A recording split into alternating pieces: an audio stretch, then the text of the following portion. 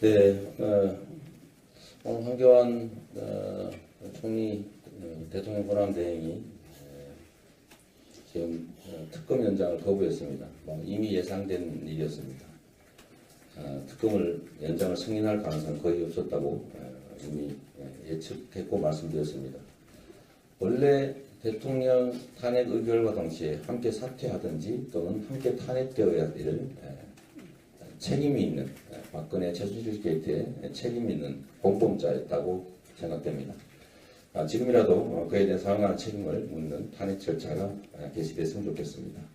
또 국회가 이거를 황교안의 판단에 맡겨둘 일이 아니라 사실 직권상정을 통해서라도 반드시 특검 연장을 했어야 될 사안으로 생각됩니다. 보수 확대 문제에 관해서는 확장 문제에 관해서는 포지션 이동이나 또는 정책의 변화를 통해서 보수층의 동의를 또는 지지를 끌어낼 수 있다고 생각하지 않습니다.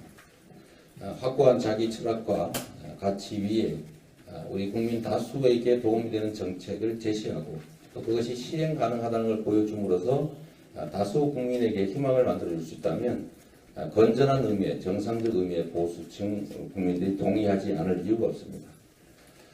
제가 소위 능력 있는 진보의 모습을 보여줌으로써 실행하고 증거를 제시함으로써 보수의 그야말로 아성이라고 하는 성남의 분당 지역도 저에 대한 지지로 바뀌었습니다. 건전한 보수, 제대로 된 의미의 보수적인 우리 국민의 동의 또 지지를 받는 것은 보수적 아젠다에 매달리는 것이 아니라 모든 국민에게 또 나라에 도움이 되는 실용적인 정책을 제시하고 그것이 실제로 실현될 수 있다는 믿음을 주면 그때서야 비로소 지지가 가능하다고 생각합니다. 네.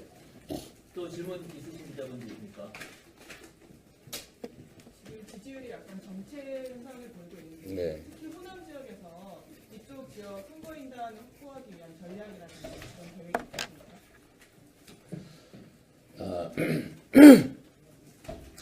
조직력이라든지 또는 세력이라는 측면에서는 저희가 절대 열세인 것을 저희가 부인하지 않습니다. 그러나 경선이라고 하는 것은 여론조사와 달리 국민 중에 최대 3, 4% 정도가 참여해서 그 중에 어떤 후보를 더 많이 지지하느냐로 결정나는 그런 것입니다. 열정을 가진 꼭 되어야 될 사람들을 되어야 될 후보를 선정하기 위한 적극적이고도 능동적이고 행동하는 소수의 국민들이 또 야권 지지자들이 참여하는 것이기 때문에 그 범위 내에서라면 결코 저희들이 부족하지 않다고 생각합니다. 기초단체장을 지금 대한민국 국가 리더의 후보군으로 불러주신 것도 제가 아니라 우리 국민들이십니다. 성남이라고 하는 작은 공간에서 만들어낸 기대 이상의 성과를 바탕으로 대한민국의 국가 경영을 맡기는 것이 대한민국의 진정한 변화를 만들어낼 수 있다. 우리 다수 국민들의 삶을 개선할 수 있다.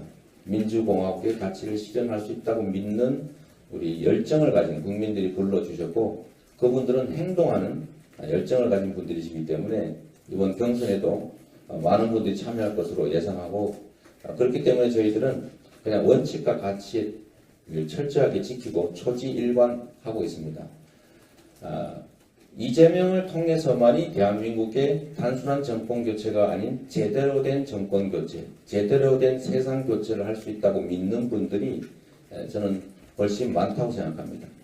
민주당 경선에 참여할 적극적 지지자들들, 행동하는 우리 야권 지지자들께서 저에 대한 지지를 충분히 유지하고 있다고 보여지고 그런 측면에서는 그 3, 4%의 행동하는 적극적 지지자 중에서는 저희가 우세를 점할 수도 있다라고 생각합니다. 저희가 가진 가치와 원칙들을 그야말로 상황에 따라 흔들리지 않고 또 태도 바꾸지 않고 지금까지 해왔던 것처럼 말한 것은 지켜내는 말과 행동이 일치한다는 점들을 보여줌으로써 저는 이번 경선에 제가 또 저를 지지하는 우리 국민들께서 이길 수 있다고 확신합니다. 네, 또 질문 있으신 기자분들 있습니까? 당 경선 토론회를 탄핵 심판 이전에 한 차례로 지금 조정이 되는 것 같은데요. 평소 이 시장께서는 심판 전에 두 차례 이상 토론회가 있어야 된다. 그래서 주장 요구가 오셨었는데 그 부분은 어떻게?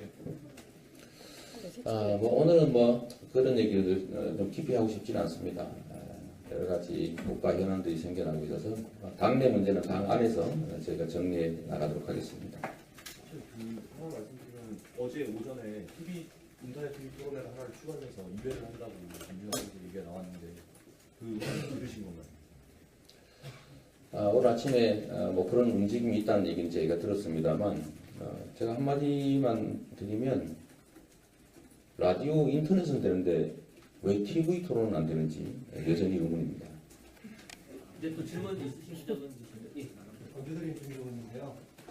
지역 기자로서 좀 질문을 드리겠는데 광주에 오셔서 광주는 왜 청년배당이 안 되냐는 질문에 그 전에 구조적인 문제가 있다고 이제 하셨는데 지방분권이나 지방자치에 대해서는 어떤 기자를 가지고 있습니까? 네, 지금 지방자치단체들이 재정 자립을 하지 못하고 있습니다. 그리고 그 부족한 부분들을 정부가 국세에서 19.24%를 떼어내서 전국자치단체에 배분하는 방식으로 지금 지방자치단체 재정이 운영되고 있습니다. 그래서 정부의 재량권이 너무 많다 보니까 지방자치단체들이 자율성이 떨어지고 그래서 예산 집행의 효율성이 낮아지고 있습니다. 어차피 지방자치단체를 통해서 집행되는 예산이라면 지방자치단체들의 자율권을 높이고 정부의 통제력을 최소화해서 예산 집행의 효율성을 올릴 필요가 있습니다. 그래서 지금 현재 지급하고 있는 교부세라고 하는 것을 면적과 인구 등 일정한 법적 기준에 의해서 자동으로 배분되게 만들어야 그리고 그 범위 내에서 각 자치단체들이 자율적으로 정책을 결정하고 집행할 수 있게 해주면 예산 집행의 효율성도 매우 높아질 것이고 그렇게 되면 해당 지방자치단체의 발전도 가능할 것이다. 중앙과 지방 간의 분권과 자치가 제대로 자리 잡게 될 수 있을 것이다 라고 생각합니다. 물론 거기에 대해서 지방자치단체의 몫이 되는 지방세의 비중을 지금 현재 8대2에서 7대3 정도로 궁극적으로는 6대4 정도로 비중 조절을 해서 자체 재원들을 많이 늘려주는 것이 바람직하다고 생각합니다. 역시 또 질문 있으신 분 계십니까? 네, 질문 없으시면 네. 얼마 전에 이 자리에서 사법시험 고시생들이 기자회견을 네. 가졌는데요. 그 사람들이 하는 말이 지금 현재 국회 논의가 지지부진한 상태라서 대선 주자들이 이거에 대해서 명확하게 이제 입장도 발표하고 해야 된다. 그래서 이제 그 지지 모임에서는 이거와 관련해서 토론회를 준비하고 있다. 네. 그러면서 시장님이 거기에 응하실 의향이 있으신지 그리고 문재인 대표는 이제 시장님과 반대로 폐지 입장이신데 네. 그와 관련해서 또 토론회를 응하기를 촉구하실 의향이 있으신지. 첫째로 사법시험 제도를 폐지하는 것은 그야말로 계층 이동의 가능성을 봉쇄하고 또 우수한 인재를 발탁하는 그런 원칙에 어긋나는 것이기 때문에 저는 사법시험 제도는 존치돼야 된다라고 생각합니다. 로스쿨을 없애자는 게 아니라 로스쿨의 극히 일부분 정도, 한 10%에서 최대 15, 20% 선 정도의 사법시험을 선발하고 사법시험과 로스쿨의 좀 경쟁 체제를 유지하는 것이 인재 선발의 효율성을 위해서도 바람직하다고 생각합니다. 토론 문제는 저는 어떤 토론에도 불참하거나 거부할 생각이 없습니다만 여러분 아시다시피 광주에서 열리기로 했던 기초의원, 광역의원 협의회의 토론도 사실 무산됐습니다. 이런 토론이 제한된다고 해도 제가 보기에는 성사될 가능성이 거의 없기 때문에 저는 기회가 되면 참여하겠다는 말씀으로 대신하겠습니다. 예, 더 기자분들 중에서 더 질문 있으십니까? 광주 오셨으니까 광주에서나 질문 드리겠습니다. KBC 광주방송의 강동현 기자입니다. 네. 2박 3일 동안 광주 전남을 오십니다. 보통 후보자들이 2박 3일 일정이면 전남도 하루 정도 지내시고 이틀 정도 광주 전남을 지내시는데 이번 일정을 보니까 거의 광주 전남에 2박 3일 거의 총력전이다시피 하십니다. 네. 특별한 이유가 있으신가요? 전북은 저번 주에 이미 다녀왔습니다. 그리고 이번에는 전북은 저번 주에 다녀왔기 때문에 이번에는 광주, 전남에 집중하고 있는 거라고 이해해 주시면 되겠습니다. 첫째, 80년 광주가 총칼에도 물러서지 않고 죽음으로 민주주의를 지켰듯이 이제는 청산해야 할 부패 기득권 세력의 저항에 온몸으로 맞서겠습니다. 언제나 그랬듯이 반민주 부패 기득권 세력의 저항이 시작되었습니다. 심판을 받아야 할 자들에게 퇴로를 열어주고 청산 대상의 정치 세력과 공동정부를 만들자는 타협이 시도되고 있습니다. 광주에서 이재명을 선택해 주십시오. 이재명이 그 불의한 야합을 막겠습니다. 친일 독재 부패 기득권을 청산하고 그날 광주의 아픔을 미래의 희망으로 부활시키겠습니다. 둘째, 호남이 역사의 고비마다 낡은 과거를 버리고 새로운 미래를 탄생시켰듯이 이재명은 상속의 시대를 끝내고 공정한 개척의 시대를 열겠습니다. 금수저를 물고 나오면 금수저로 살고 흙수저를 물고 나오면 그것마저 빼앗기고 무수저로 살아야 하는 상속의 시대입니다. 국민들은 IMF 때 재벌 대기업 살리려고 금반지를 내놓고 직장도 잃었는데 그렇게 살아난 재벌이 국민 경제의 성과를 독차지했습니다. 정치적 유산과 임무를 따라 정당을 만들면서 민주정치와 정당 민주주의는 훼손됐습니다. 상속경제, 상속정치가 대한민국을 병들게 하고 있습니다. 유산도 세력도 없는 흙수저 이재명이 능력이 검증되지 않은 상속정치 시대를 끝내고 개척자의 시대, 자수성가의 시대, 개천에서 용이 나오는 공정경쟁의 새 시대를 열겠습니다. 셋째, 야권 연합정권을 만들어 민주개혁 세력은 단결하라 하셨던 김대중 선생님의 마지막 유언을 집행하겠습니다. 단순한 정권 교체를 넘어 어떤 정권 교체를 할 것인가에 대해서 촛불 민심이 질문하고 있습니다. 보수 대연정이나 재벌 기득권과 타협하는 정권 교체를 할 것인지 야권 연합정권을 만들어 세상을 바꾸는 정권 교체를 할 것인지 호남의 선택에 달려 있습니다. 대연정은 김대중을 고립시키기 위해 노태우, 김영삼, 김종필이 추진했던 3당 합당과 크게 다르지 않습니다. 3당 합당으로 대한민국은 외환 위기를 겪었고 민주주의는 후퇴했다는 것을 잊지 말아야 합니다. 야권이 합쳐야 여대 야소 국회를 만들고 호남의 영혼인 차별 없는 나라를 만들 수 있습니다.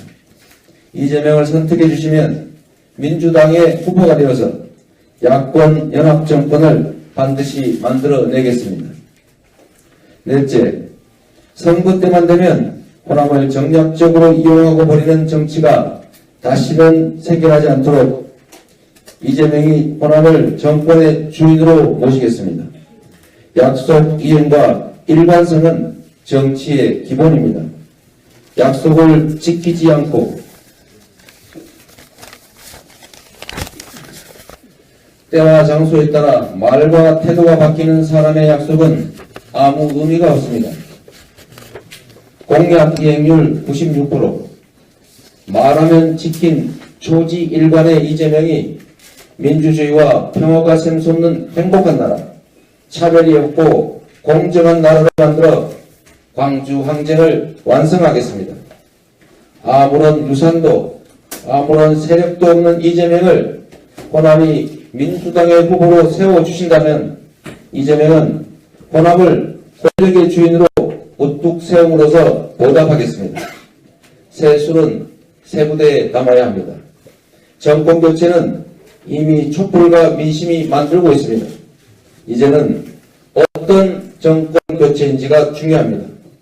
이재명과 함께 야권 연합정권을 만들고 새로운 대한민국을 창업하는 정권의 주인이 되어주십시오. 다섯째, 기득권 질서에 휘둘리지 않고 신속하고 차질 없이 개혁을 추진하는 유능한 대통령이 되겠습니다. 대통령이 무능하면 국민은 고통받고 나라는 퇴보합니다. 그런 악순환을 끊어야 합니다. 국민은 유능하고 정체가 분명한 안정감 있는 대통령을 원합니다. 이재명은 성남의 고질적인 부채를 갚고 성남을 대한민국 최고의 복지도시로 만들었습니다. 대한민국을 4차 산업혁명을 선도하는 기술강국, 차별받는 사람이 없는 선진 복지국가로 만들 비전과 정책을 가진 행정가입니다. 안정감은 일관성에서 옵니다. 왼쪽, 오른쪽으로 수시로 흔들리지 않는 철학과 가치를 가진 후보, 때와 장소, 상대에 따라 말을 바꾸지 않는 안정된 후보, 이재명을 호남이 선택해 주십시오. 호남이 선택하면 이재명이 대통령이 됩니다. 6번째, 산업, 관광, 농업의 조화된 발전을 통해서 호남 경제를 살릴 대책을 추진하겠습니다. 자동차 생산 100만 시대를 열기 위해서 친환경 자동차 부품 클러스터와 친환경 자동차 생산단지 조성 사업을 차질 없이 추진하고 광주 전남 공동 에너지밸리 조성 사업도 신속하게 마무리하겠습니다. 그린벨트를 일부 해제하여 도시첨단 산업단지를 조성하고 수도권에 밀집된 사업체들이 호남으로 이전할 수 있는 여건을 만들겠습니다. 혁신과 창업 생태계를 바탕으로 한 4차 산업혁명 육성 기반을 갖추기 위해 광주 군공항을 이전하고 4차 산업혁명 융복합단지를 조성하겠습니다. 호남의 꿈과 혼을 세계에 알리기 위해 아시아 문화중심 도시 조성사업과 민주인권평화 전당조성사업을 조속히 마무리하고 광주정신 개성사업을 지속적으로 추진하겠습니다. 이재명은 광주정신과 촛불정신을 받들겠습니다. 80년 5월 광주는 민주, 인권, 평화, 평등의 과제를 우리 민족 앞에 던졌습니다. 하지만 정치인들은 기득권과 금방 타협하고 광주와 호남을 선거 때마다 정략적으로 이용했을 뿐 광주 정신을 이 땅에 실천하려는 노력을 게을리했습니다. 이재명은 5월 광주 정신, 약자와 강자가 오손도손 함께 살아가는 대동세상을 구현할 유일한 후보입니다. 80년 5월 광주 시민과 2017년 촛불 시민이 피땀으로 쓴 우리 시대의 과제는 친일 부패 기득권의 청산, 공정한 나라 건설, 한반도 평화 정착과 통일입니다. 이재명은 광주 정신과 촛불 정신을 끝까지 받들어 희망찬 미래를 준비하겠습니다. 호남이 선택하면 이재명은 승리합니다. 감사합니다. 네, 기자 여러분들의 질문을 받도록 하겠습니다. 손을 들어주시고 질문을 해주시면 감사하겠습니다.